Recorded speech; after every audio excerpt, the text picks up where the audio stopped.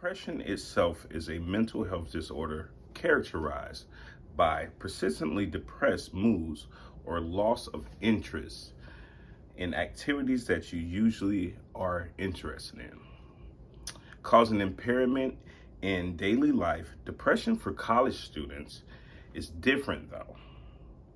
Some students cannot even get out of bed because of the role that depression is playing on their lives. There are many causes to depression or things that may trigger your depressed state because depression is a disorder which requires a chemical imbalance in the brain. So simple things can trigger someone's depression due to their natural unstable state. It could be as simple as a word that triggers their brain into the depressed state, or even a season. Like winter, for example. The sky is usually dark colored and it's cold. Then doing things like laying around the house, staying in your room, or just not doing the things that you enjoy often as you did anymore can also be signs of depression. The next topic we would like to discuss is what it is like to have support or to not have support when you are depressed, and just how people handle their feelings. Depression is hard on us college students because at the end of the day, we must get ourselves up and get everything done or we fail. But even when you're winning, you feel like you're failing. So it's like, what's the point? Some people can handle their depression and live life going in and out of depressed states. Some people do things that they call handling it and might start doing drugs and self-harm. Other people try to fight it. Even then, their mind is telling them to stay in bed. They still get up, or when they feel like not leaving the house, they might go outside and enjoy some sun.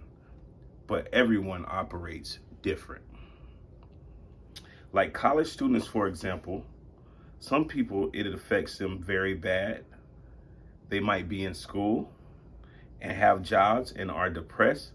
So they're in their classes, but they're failing due to the toll of depression is on their brain and how it's not allowing you to think properly.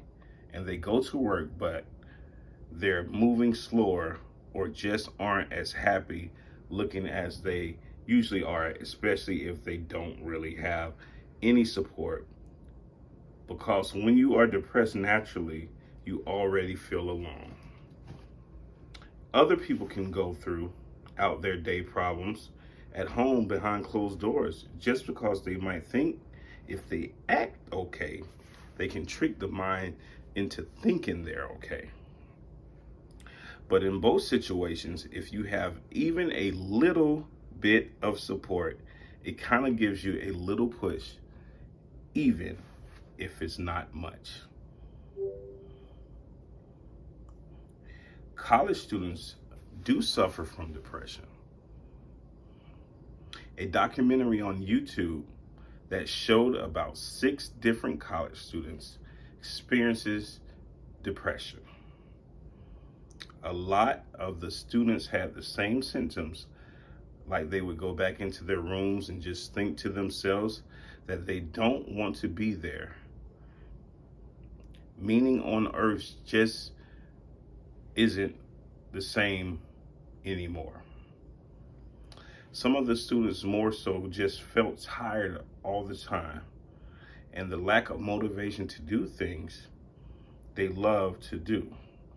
Immediately when the students realized they were not feeling right, they reach out for help to prevent them from falling too deep into their depressed state. Statistics show that between 2019 and 2020 alone, depression was reported in 35% to 41% of students.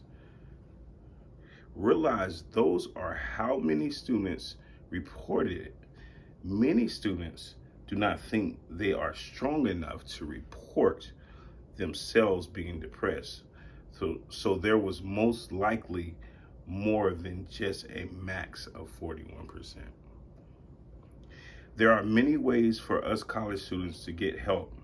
When it comes down to us being depressed, we just must be strong enough to know when it's time to ask for help, because it could be too late. If you have a personal relationship with your roommate, then you might be able to sit down and just ask them for some advice or just for a hug, maybe.